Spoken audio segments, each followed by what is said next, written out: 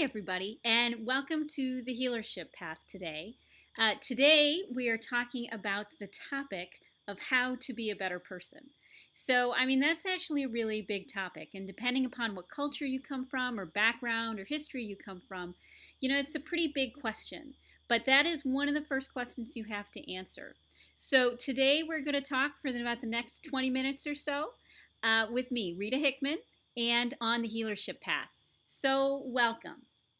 So, the question we have today is what makes a good person? Now, when I was young, I was taught that a good person or a better person or a better woman or girl was someone that was quiet and didn't cause any trouble and didn't, got good grades and followed the rules. And, that didn't really work for me very well after a while. And depending upon your culture, maybe you came from a family that said, the right way to be, the better sort of person is someone who fights for themselves and stands up for themselves. Maybe you came from a culture where women were very oppressed, or a culture where women were celebrated. So being a better person is, it starts off with that question of who are you? Where do you come from? What's your definition, your old definition of what a better person is? And when you start discovering or looking into what you were taught a good person is or a good woman is, you want to start thinking about that, because only when you know where you come from are you able to make a very clear goal. And when people talk about goals, many times they think about work, they think about effort, they think about striving and trying. But in reality, a lot of times if you can set the goal and start learning about it and thinking about it, then the changes happen naturally. So the first thing you need to do if you want to be a better person is think about where you come from. Think about where your family might have come from, what's been passed down to you and trained, what's been imprinted on you. Look very closely at where you come from, what you believe. You don't even have to know why you believe it. It doesn't matter. There's no need to psychoanalyze yourself to death. If you're watching this video, you've probably done a lot of psychoanalysis already in your life. Maybe you have a degree in psychology. Maybe you were in therapy for years. Maybe you are a therapist. So you already have a really good background of the whys, or why do I believe this? And it comes from my mother, and it comes from my father, and we actually aren't really concerned about the whys when we're looking to be a better person. You don't need to know why. It just helps to know where you come from. It helps to know what you believe.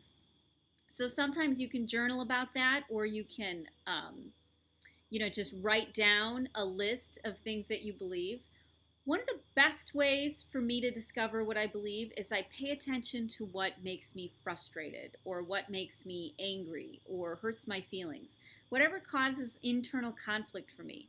So if I'm in a situation and I immediately get angry, that's something for me to look at, because that tells me what my beliefs are, and that maybe I have multiple beliefs on this. Maybe I have multiple points of view that I haven't made peace with, that I haven't brought out of my subconscious mind into my conscious thinking. So, do you know what I mean? If you need to bring your subconscious into your conscious mind, and the way to know what's going on is to pay attention to what makes you mad and what frustrates you the most. The other way that I find out what I believe is I'll do random things like tarot cards and see what the tarot cards are saying to me. Or I'll flip coins about beliefs. Okay, if I flip this coin and I feel this way, if this is the answer, that tells me what I believe and what I'm thinking. Now, you do need to know that in your mind and body, you have dozens upon dozens, if not thousands, of different consciousnesses. Every part and piece of you has its own purpose, has its own intention, and what it wants to do and what it's responsible for. So when you get everything sort of resonating, when you've brought it out of your subconscious and into your conscious mind, and you kind of get everybody along the same path, things go a lot smoother. But until you do, you're going to have those quick, bites of emotion, of frustration, of aggravation. And those aren't things that you necessarily need to address. They're just something that you need to say, oh, isn't that interesting?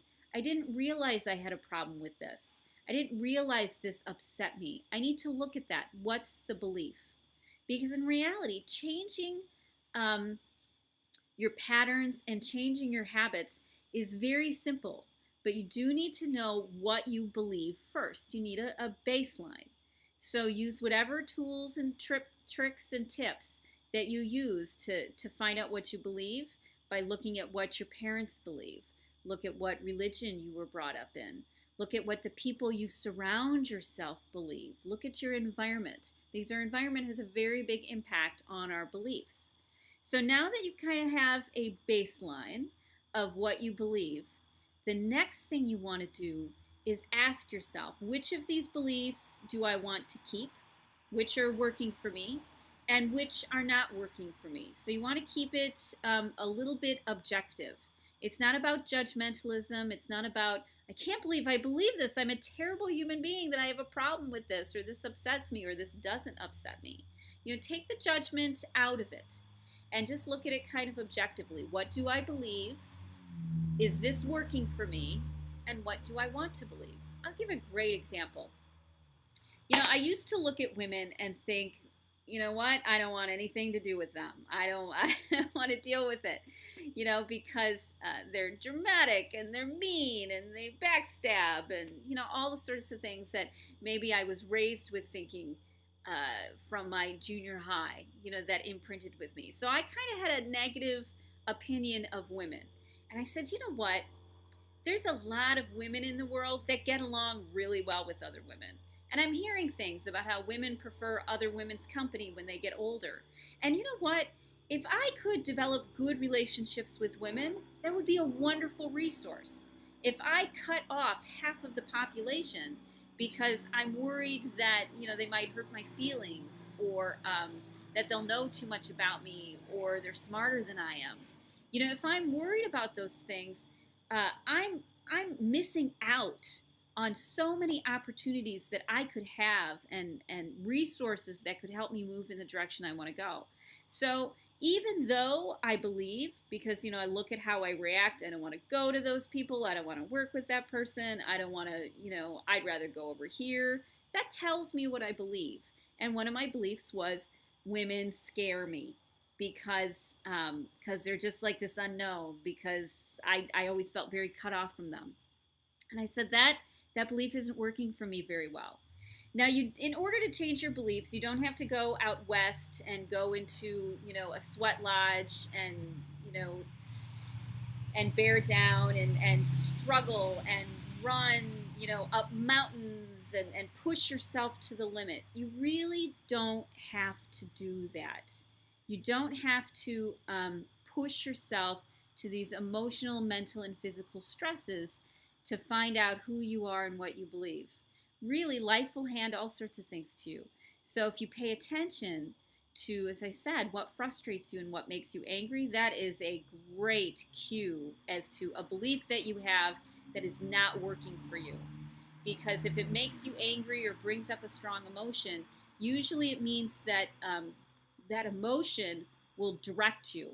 You aren't making a decision that's in your best interests. Instead, you're reacting from emotion, you're reacting from feeling uncomfortable, and that will control you. Do you really want your past? Do you really want your family members and their issues to control the decisions that you make? No, I certainly don't. So pay attention to what comes up and say, oh, is this working for me, or is this not working for me? So for women, I decided, you know what, this isn't working for me anymore. I know there's a bigger reality. So in order to tap into that bigger reality, you kind of have to face your fears. You have to take a risk, sometimes a big risk. So I dealt with it by starting to develop relationships with women. I said, okay, some of them are going to be good and some of them are going to be bad. I know this going into it. And if I'm honest and forthright and authentic, the people who are looking for me will find me. The people who are capable and interested in having a meaningful relationship with me will be able to find me, because I'll be candid. I'll say, this is what I'm working on. This is what I want to learn and what I want to do. Can anybody help me? And that will tend to attract the right people into your life if you're honest about what you want to do and the direction you're going. So I was honest. I told women that I wanted to develop relationships and I wanted to heal my relationships with women. And all sorts of wonderful, wonderful ladies came out of the woodwork to help me out with that. And we created women's group and we created programs and collaborations. And some, would go great. And sometimes we'd have great days and sometimes we'd have tough days. But it was all part of the learning process. So I dove into the world of women in order to get over my fear of them, in order to stop being controlled by my fear of them. And this could have come back from generations ago. So if you want to change a belief, know where you're coming from, decide where you want to go, and start facing those things and surrounding yourself with the people who've achieved what you want to achieve. So, whenever I want to make a big difference in my life, become a better person, make a change, get rid of a negative belief, and replace it with a positive one, I don't necessarily mantra. Although mantraing is helpful because it's there for when you need it.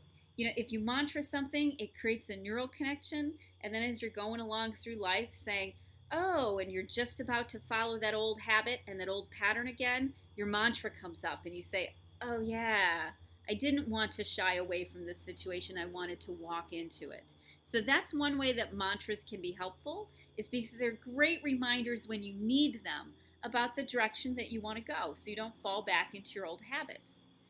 Then you start learning about things. When I want to make a change, I surround myself with information, with people, with programs. It's like going back to school. I say, you know what? I'm going to admit that I don't know as much as I want to know about this topic, that I'm running on emotion, that I'm not running on rational logic and a bigger, wider reality. So I'm going to learn as much as I can about it. I'm going to surround myself with women who like women. I'm going to read about it. I'm going to follow them on Facebook and YouTube. And I'm going to start looking at what is it like? What's this environment? Creating an environment of the new belief that I want to have. Because it's your environment, it's those habits and rituals and what you surround yourself with that shape you into the person you want to be. So if you want to be someone that is smart, discerning, and has this new belief, surround yourself with that information and surround yourself with those people. So the four main things that I do is I pay attention. What's upsetting me? What's making me angry? What frustrates me? That's going to give me that I have a conflict with something. Then I start checking it out. What's the belief that I have? What do I carry? I don't have to worry about why, and I need to put down all judgmentalism. What belief do I carry? Is this belief something I want to change? Is it working for me? Is it not working for me? What's going on? Then I start investigating and surrounding myself with information and people. And once I get a good foundation, then I walk in my fears. I say, okay, I'm going to start developing these relationships with women so that I can learn something new. I can break out of my old pattern. Our habit when we're uncomfortable is to continue to minimize our life, to make it smaller and smaller. And unfortunately, that means that we're going to become more and more uncomfortable in life because we're not getting our needs met, because we're not growing and expanding. You have to change the paradigm. When you look at when you have a struggle with something as an opportunity to grow, if I want to do this, what do I need to fill myself with so that I can? If I need to face a fear, do I need to drink some chamomile tea before it? Do I need to take some valerian root? Do I need to have long discussions with people? Do I need to watch a lot of movies, watch a lot of chick flicks? What do I need to do so that I've got the resilience and the resources to walk into these fears and face them so that I can change them? Once you plant the seed, your subconscious tends to take care of the rest. So start planting the seeds and your mind will automatically start to shift. You'll start creating new connections and then you'll engage with the world differently. And when you engage with the world differently, it turns out differently. When I stopped being scared of women, suddenly my relationships with women started to go much better. And the only way I could stop being scared of them is by facing my fears and being open and authentic about it and asking for some help. So, if you want to become a better person, there is a structure to it. There's a system, and it's not hard at all. As I said, it doesn't require you to bend over backwards and touch your toes. It requires you to start thinking differently, but think differently by having different information and different input going into your head and into your body. So, that's my tip for the day. I hope you'll have a wonderful rest of your day, and I am looking forward to seeing you tomorrow.